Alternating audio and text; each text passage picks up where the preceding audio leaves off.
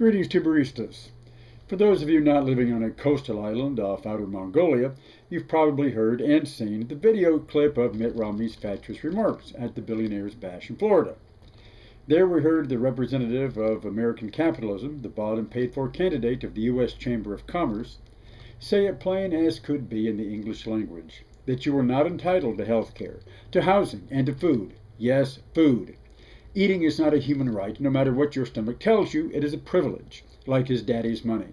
Those who feel differently, that they have an inherent human biological right to eat, are by definition parasites, who deserve to be cut off. He also adds, what have you, to that list, but I think he broke it down to its constituent parts, that is, life in all its facets. Yes, according to Mitt Romney and the United States Chamber of Commerce, which selected him to be its candidate on the GOP ticket, you're not even entitled to the right to life. Unless you're a fetus living inside your mother's womb, then you're not a sponging parasite, and your right to life is inviolate. But after birth, just die if you have to get out of their way. If you want proof of just how far the GOP has traveled to become the party of death, with Ebenezer Scrooge as its frontrunner, merely recall the words spoken 60 or so years ago by then frontrunner Dwight Eisenhower.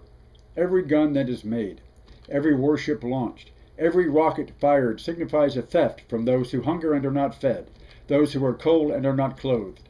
This world in arms is not spending money alone. It is spending the sweat of its laborers, the genius of its scientists, the hopes of its children. These are the words of a leading general, a man who knew the value of life. Contrast this to the point men of 2012's death party, who never picked up a weapon in their lives, but speak so flippantly about the living rights of others. So I say to Mitt Romney and his staff and his supporters, fuck you. I intend to live just to fuck with you all the more. But this talk of no right to life for the postnatal is in keeping with the assassin's philosophy of the GOP and its sponsor, the United States Chamber of Commerce. Well, what are you babbling about now, Azov? Just this. One of the U.S. Chamber of Commerce lobbyists, while fighting Obama's proposed order that would force government contractors to reveal their political spending, made a very blunt statement.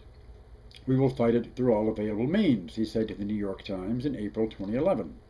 To quote what they say every day on Libya, he continued very revealingly, all options are on the table. Now, just pause to remember what happened in Libya in 2011 after President Obama made that initial statement.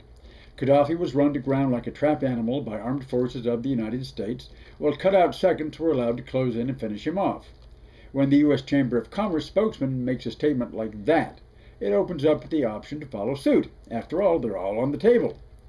Let me state that I certainly hope there is no assassination, or attempted one, but keep in mind we're dealing with very bitter, very determined people in the U.S. Chamber of Commerce, the Koch brothers, Karl Rove, et al. They play politics and business as zero-sum games for keeps, and to hell with the loser. After all, losers have no entitlement to life, right?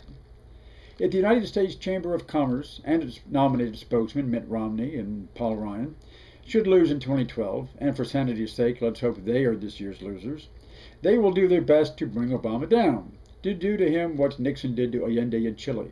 Fund congressional obstruction, make the economy scream, and considering their bitter partisan nature, it's not unfathomable that they take the analogy all the way.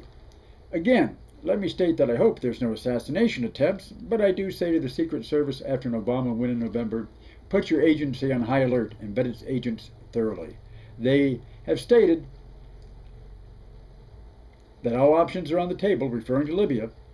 If there are attempts on the life of President Obama in the years to come, the United States Chamber of Commerce and its president, Tom Donahoe, and its strategist, Scott Reed, have openly placed themselves as suspects because, as their Washington lobbyists told the New York Times, all options are on the table, as in Libya.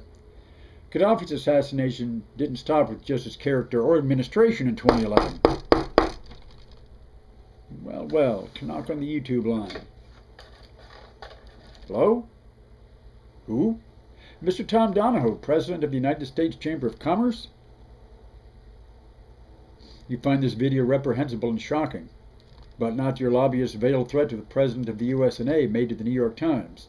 Well, unfortunately for you, I still have the right of speech, as well as to health and food and life. Oh? Just wait till after November.